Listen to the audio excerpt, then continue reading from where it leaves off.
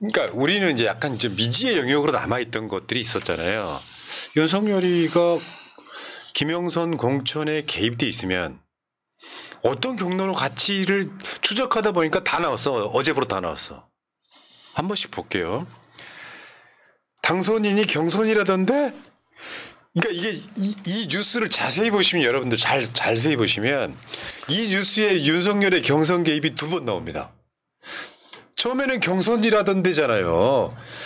김영선이를 공천하기 전에 경선이라던데가 한 번 개입이고 나중에 김건희하고 윤석열이 개입해가지고 그 김영선이가 공천되는 것도 개입이에요. 그렇죠. 근데 이 포인트를 잘 못 잡으시더라고.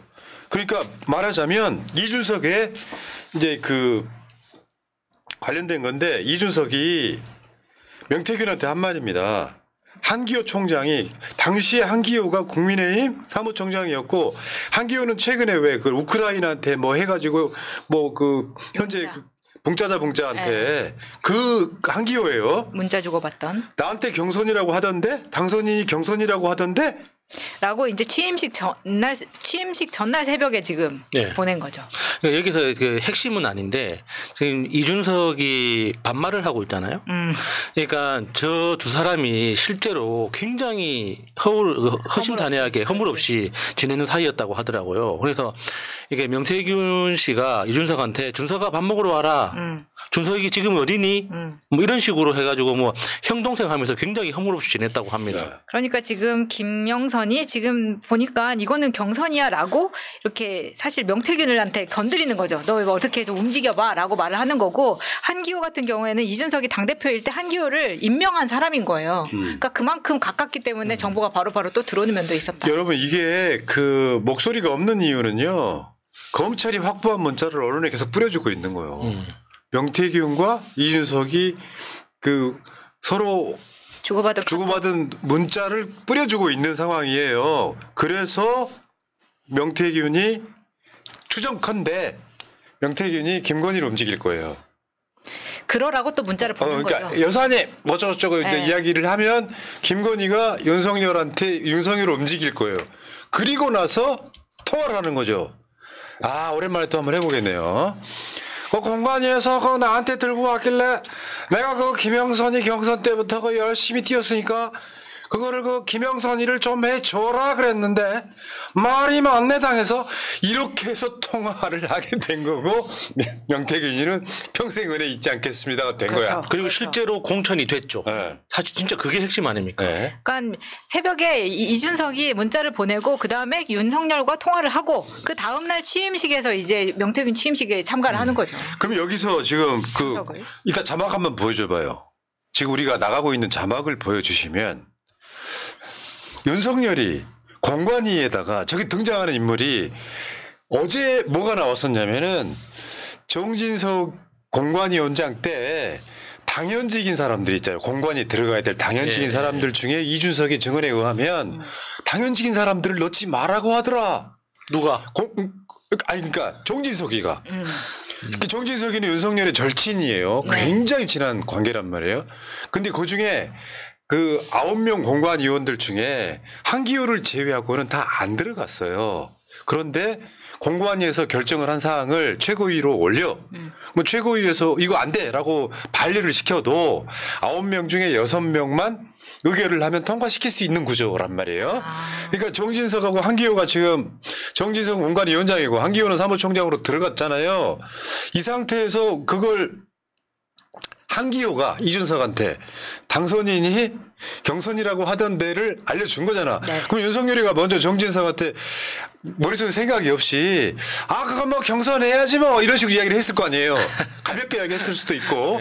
그러니까 이준석이가 듣고 이준석이가 명태균한테 말을 하니까 김건희가 이준석 명태균에 의해서 등장을 하고 그 김건희가 윤석열을 움직여가지고 그 통화를 하게 됐다. 그러니까 다 나왔잖아 지금. 뭐가 빠졌어 지금. 라인이 다 나왔죠 진짜. 이게 타임라인이 다 나온 겁니다 이제. 수사만 하면 되는 거예요. 그러니까 검찰이 창원지검에 있는 검사가 확실히 그 말이 맞는 것 같아요. 빼박 움직이지도 못하게 다 까버리는 거예요. 외압이 없게 하기 위해서 진짜 훌륭한 검사 2분 있다는 이야기가 지금도 들려요. 창원지검에. 자, 그다음에 김진태 녹취도 콜들입니다. 덜덜덜 김진태. 김진태도 내가 살렸다. 또 등장한 사모님. 자, 내가 의사도 아니고 살려달라고 하는데 김진태가 말하는 거예요. 그러니까 명태균의 언어 구사력이 굉장히 떨어집니다. 그러니까 주 목적어가 많이 없어요. 김진태가 명태균한테 네. 저 좀 살려주세요라고 이야기를 했다는 거죠. 한기호가 이야기를 하더래요. 대통령이 정리해야 된다. 네 문제는. 김진태 막 아까 진짜 울면서 막 진짜 아 사람이 멀쩡한 사람이 그래 그러면서 사람이 덜덜덜덜 하네. 그러니까 저게 명태균 씨의 과장인지 실제로 울었는지 우리는 알 수가 없죠. 하지만 최소한 추정해 볼 수 있는 건 울먹이면서 말했다. 이 정도는 추정할 수 있는 그만큼 겁니다. 간절하게 나한테 간절한 걸 연기하기 위해서라도 울먹이듯이 말을 했을 것이다라고 추정할 수 있습니다. 그러니까요. 이게 이 사건이 벌어진 뒤에 한참 후에 맥락도 없이 명태균이 이야기했다면 뻥일 수 있는데 예. 김진태가 사실은 경선을 못 해가지고 단식하다가 살아났어.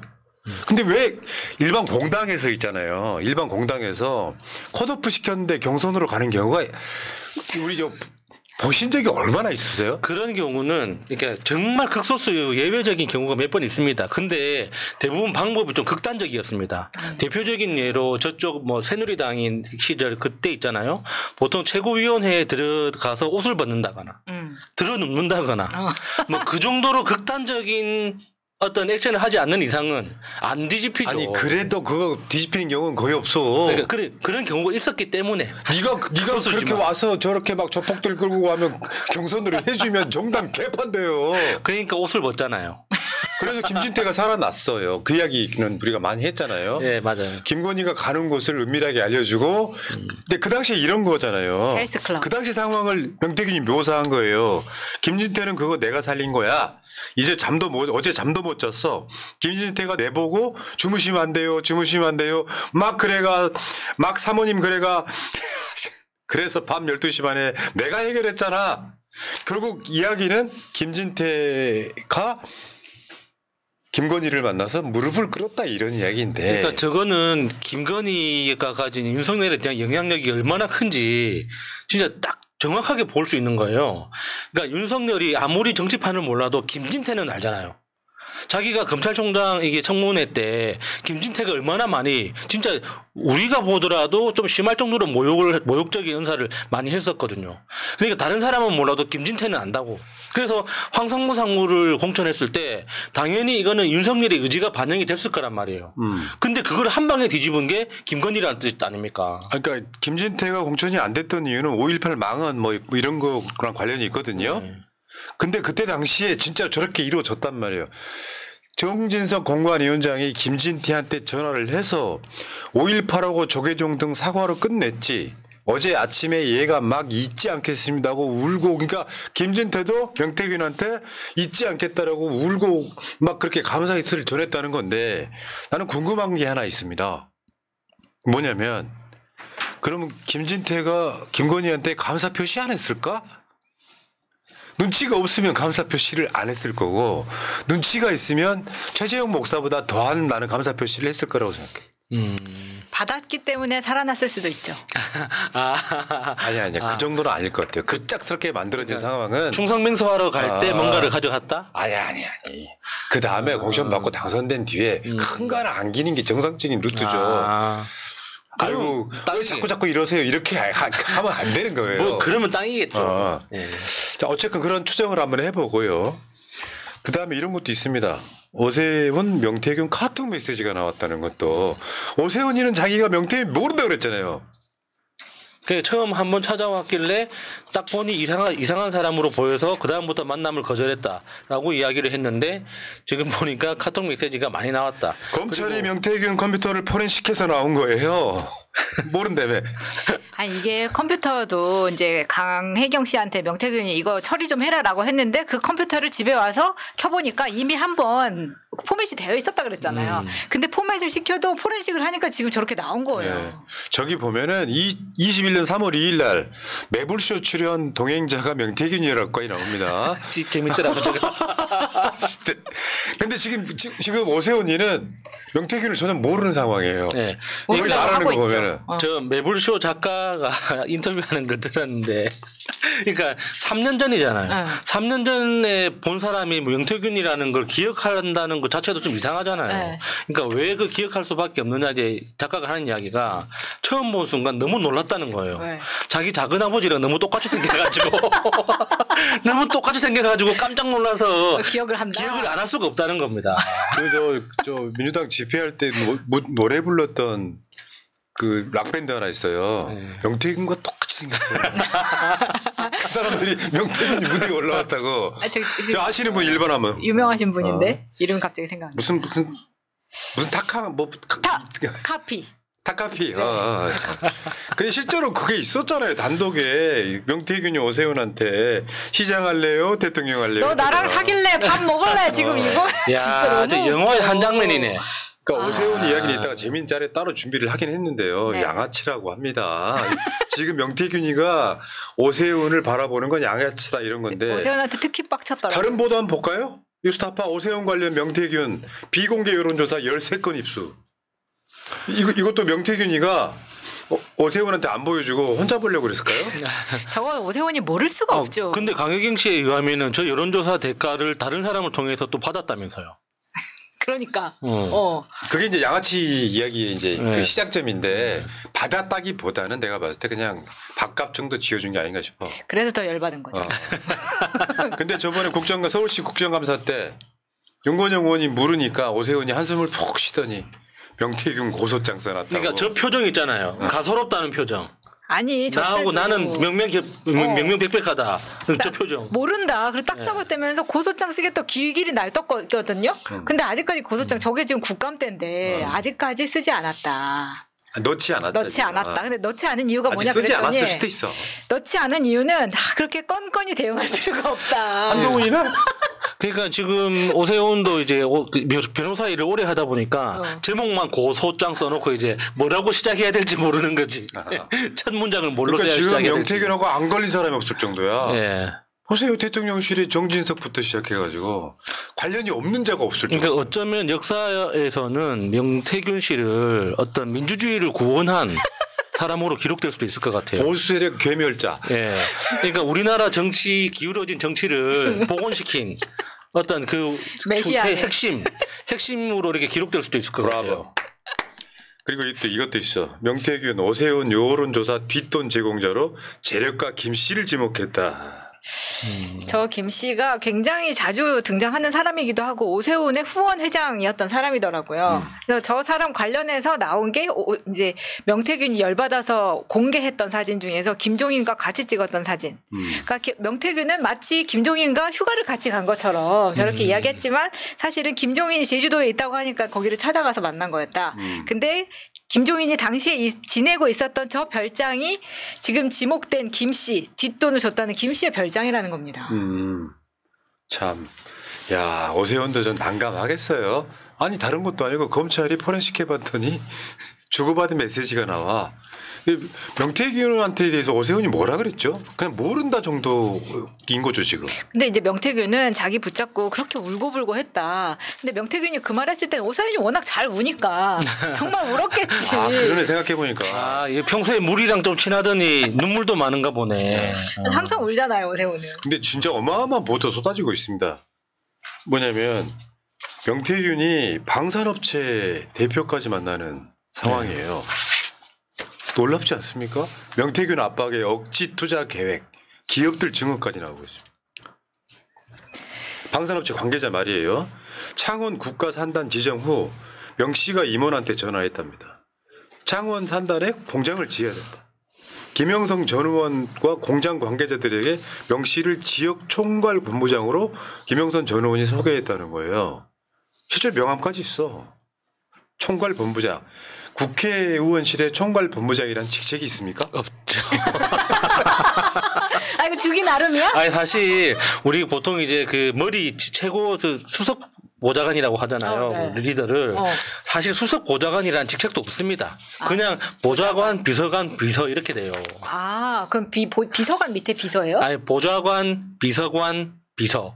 이렇게 돼 있지 수석 보좌관이라는 직책도 없습니다. 그러니까 그걸 다 합쳐서 보좌진 이렇게 예, 부르는데 비서관인지 뭐 또는 보좌관인지는 우리는 잘 모를 수 있지. 그렇죠. 예. 그래서 그냥 뭐 그 비서라든지 보좌진이라고 부르는 게 맞는데. 근데 이제 본부장이라는 직책을 따로 주었고 그렇죠. 이 사람이 어떻게 볼 때는 김영선보다 더 위에 있는 것 같이. 그러니까 했다. 총괄 본부장이라는 저 직함이 뜻하는 바가 뭐냐? 월급을 안 받는다는 뜻입니다. 아.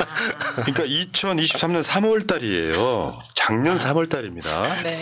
국토교통부가 창원 제2 국가산업단지 부지를 발표합니다.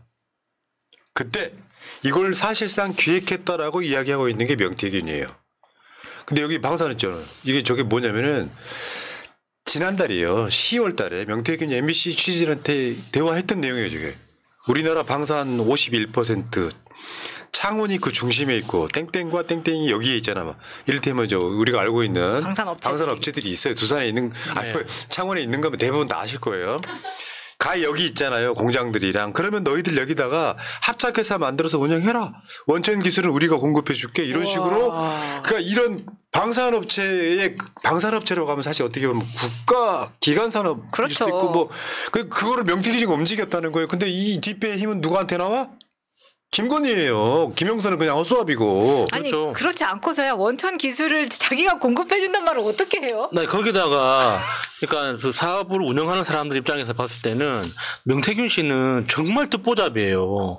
무슨 뭐 이렇게 학력이 있는 것도 아니고 집안 배경이 있는 것도 아니고 그것도 자기가 소유해서 운영하는 회사가 있는 것도 아니고 맞아. 아무 배경이 없는 사람이 뜬금없이 와가지고 저런 소리를 하면 당연히 명태균이 아니 그 뒤에 누가 있는가를 그렇지. 보겠죠. 아까 내가 그 영남의 황태자란 표현처럼 경상남도 또는 서울에 있는 유력한 정치인들이 심지어 홍준표까지 연관이 있잖아요. 그럼 명태균이는 정말 숨어있는 실력자였던 거잖아요. 그러니까 명함 하나만 있으면 직책 하나 없이도 방산업체까지 만날 수 있을 정도면 이걸 이름하여 국정농단이라고 하는 그렇죠. 거예요. 어떤 책임도 어떤 권한도 없는 자가 이걸 다 휘젓고 다니는 거야. 강희경 씨 증언도 있죠. 명태균이 창원 산단 투자를 위해서 방산업체를 접촉하고 간부과 소통을 했다. 그것도 알고 있는 거잖아요. 이제 강혜경 씨까지. 그러니까 이게 단순하게 명태균이 뭐 했다가 아니라 그 뒷배에 김건희가 있었다는 거야. 그래서 내가 땡땡 기업 대표이사하고 어떻게 한 끼 밥을 먹게 됐어요 같은 얘기까지 하는 거예요. 저건 좀 큰 기업. 이런 정도 되면 이게 국정농단 아니고 뭐겠습니까? 명태균이가 뭔데 방산업체 대표랑 만나고 국토교통부가 발표하는 계획을 다 짜고 거기에는 김건희 아우라밖에 없는 거예요. 그렇죠. 작년에 일어난 일이잖아. 그리고 굉장히 디테일하게 소통을 하고 있었고 거기에는 또 실무 담당하는 사람들도 여기에 연관되어 있는 수사 선상에 올라와 있는 사람들이 굉장히 많다는 겁니다. 오늘 나온 녹취록에는요 이런 것도 있어. 창원 지검장 나 때문에 왔다. 아 그거 진짜 충격적이더라고요. 지검장 만나서 한방 해결했다. 검경 내가 김영선한테 충성 맹퇴시켰다. 그게 지금 윤석열 친윤이라고 알고 이제 알려진 정유미를 이야기하고 있는 거잖아요. 성관이의 사건이 넘어와도 경찰에서 없애버린다. 진짜 대단한 거죠. 저건 그러니까 김영선이 표면적으로는 김영선이 다 좌지우지하는 것처럼 보이지만 실제로는 그 뒤에 명태균이 있고 명태균은 김건희를 등에 업고 또 똑같이 그런 짓을 했다는 거잖아요. 근데 그게 또 여기서 또 화가 나는 지점은 검찰도 그런 국정농단의 행태를 이미 다 알고 있었다는 거 아닙니까? 그러니까 다 알고 있으니까 명태균의 수사가 늦어진 점 이런 것들이 지금 지검장 수준에서 다 움직였기 때문 아닙니까? 충분히 의심이 가능해요. 네. 그러니까 여러분들 있잖아요. 희한하게 윤석열이 싫어진 보수 분들도 야 법원에서 판결했으니까 이재명 유죄 아니야가 아니라 그런 판결도 결국에는 사람이 하는 일인데 어디 하늘에서 뚝 떨어진 사람이 아닌 이상 자기 인맥과 이런 걸로 카르텔이 만들어져 있는 애들이 정치적으로 중요한 시기니까 이재명 선거법 위반 유죄 때려. 그것도 실형 때려. 그래가지고 민주당 지층을 엄청 흔들어 놓는 짓은요. 서로 짜지 않았더라도 이심 전심으로 가능할 정도인데 특히 지역에 가면 뭐 향판 향검 그래가지고 맞아. 그 카르텔이 엄청난데 그런 애들은 대통령 뒷배가 있다는데 검사들은 특히 대한민국 현재 검사들은 대통령 뒷배가 있다는데 그러면은 창원지검장이나 뭐래 이런 사람들이 있잖아요. 주물러 버리는데 명태균이 뭐라고요. 이거는 그냥 지금 당장이라도 명태균한테 이런 권력을 사실상 쥐어준 윤석열 김건희를 끌어내리는 게 정답이에요. 그러니까 이렇게까지 녹취가 나왔으면은 도대체 누구를 통해서 창원지검장을 이런 명태균 같은 나부랭이가 이렇게 좌지우지할 수 있게끔 만들었느냐. 이러니까 검찰이 연어회 소주 마셨다는 게 이런 데서 봐도 드러나는 거잖아요. 이거 안 했겠어요? 이렇게 그냥 시골에서 26살까지 소 젖자다 나온 사람이 나와가지고 지검장을 이렇게 흔들고 있는데 그러면 이게 창원지검만 그랬을까요? 나는 진짜 전국적으로 다 이거 검사해봐야 된다고 생각이 드는 거예요. 이제 윤석열 끌어내려오고 이제 특검이 이제 조사하잖아요. 국민의힘은 내가 봤을 때 정당 해산입니다. 진짜로. 그러니까 지금 국민의힘이 뭐 이재명 뭐 대법에서 뭐 이렇게 그 유죄 선고 그 확정되면 뭐 민주당 선거비 토해내고 나면 민주당 해산하네 만에 그런 소리 하잖아요. 사실은 그거는 국민의힘 이야기예요. 이게 윤석열이 어떤 방식으로든 임기가 끝나고 공직선거법으로 수사받잖아요. 이거는 100% 당선 무효형입니다. 그동안 저질렀던 범죄들을 다 그러니까 그 선거사무실 유령 선거사무실 그 이야기만 하더라도 이거는 빼도 박도 못하게 그냥 당선 무효예요. 그렇게 되면 선거비를 토해내야 되는 건 국민의힘이란 말이에요. 이거 진짜 국민의힘 해산하는 거예요. 이거는. 예. 그러니까 다른 걸 떠나서 공정하지 않으면 그게 법입니까? 공정하지 않으면 대한민국의 법치론 하면 그런 개소리하는 놈은 입을 확 찢어버려야 돼요. 공정하지 않은데 그게 무슨 법이냐고 그냥 기술자들이지.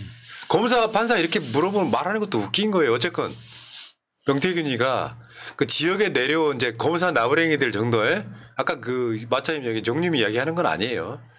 이제 그 정유미가 취임하기 전에 그 전 검사장들도 창원지검장도 이제 주물렀다 이런 건데 그 뒷배에는 그런 거잖아. 한번 생각해봐요. 내가 이제 예를 들면 대통령하고 대통령 부인하고 굉장히 긴밀한 관계야. 절대 의지하는 상황. 대통령도 지가 뭔데 이렇게 되는 상황에서 어디 지역에 내가 내려가 있다고 생각해봐요. 내가 그런 사람이라고 생각해요. 그러면요. 당연히 검사장들까지 인사하러 옵니다. 그래 가서 머리를 조아려야죠. 그렇죠. 들어가면서 덜덜덜 떨면서 들어가가지고 그렇지. 이거 푸나님 하면서 우리 황태자 푸나님 하면서 해야지. 듣기만 해도 좋다. 그래가지고 대통령실에 사람까지 집어넣어. 진짜 이제 어느 정도 우리나라가 좀 민주주의가 정착했다고 생각했는데 전혀 아니었던 거예요. 그러니까 민주주의의 적은 약간 바퀴벌레 같은 거라 그랬죠. 아니면은 깨끗이 청소한 것 같아서 사라진 줄 알았던 곰팡이 같은 거예요. 제가 들었던 가장 어떤 있어 보이는 비유는 내려가는 에스컬레이터를 거슬러 올라가는 거라고 들었습니다. 가만히 있으면 내려가는 거예요. 그러니까 맞아. 끊임없이 올라가도 그 자리에 있다. 그만큼 민주주의라는 이 시스템은 지키기 어려운 거다. 네. 그렇게 이야기를 들었거든요. 뭐 어처구니 없는 나라에 살고 있는데 금방 끝나요. 내가 봤을 때는. 언제 끝나요? 현기증 나요. 제가 책임지고 끝내겠습니다. 이렇게 이야기를 듣고 싶어요. 서로가 다. 그 심리가 그런 거지. 여러분 즐겁게 싸우시자고. 자. 구자형님 이번에 이재명 대표님이 대통령이 되시면 보복이 아니라 검찰이든 경찰이든 친일파 뉴라이트든 끝까지 용서란 단어 없이 기필코 무자비하게 단죄해야 합니다. 아주 악랄할 정도로 그래야 두 번 다시 이런 일이 없을 거라 생각합니다. 눈만 마주쳐도 오줌을 찔끔 싸도록. 맞아요. SYK 대머리 호로새님 웃으며 싸웁시다. 새날도 축하 맛집으로 등록합시다. 오늘 미용실 가서 주변 머리 다듬었습니다. 프라님 축하해 주세요. 축하합니다.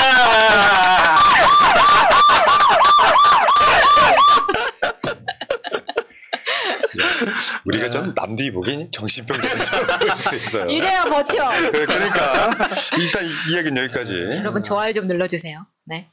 구독도요. 좋아요보다 중요한 게 구독이고. 좋아요가 모자라요 지금. 네. 구독, 좋아요 좀 해주시고. 이런 게 있어요. 여러분 뭐 슈퍼챗 이런 거 쏘시는 것보다 노딱에 안 걸려서 유튜브에 나오는 광고 봐주시는 게 더 낫습니다. 그래서 서로 윈윈해야지. 돈 아끼시고 광고만 봐주시기 바라겠습니다. 고맙습니다.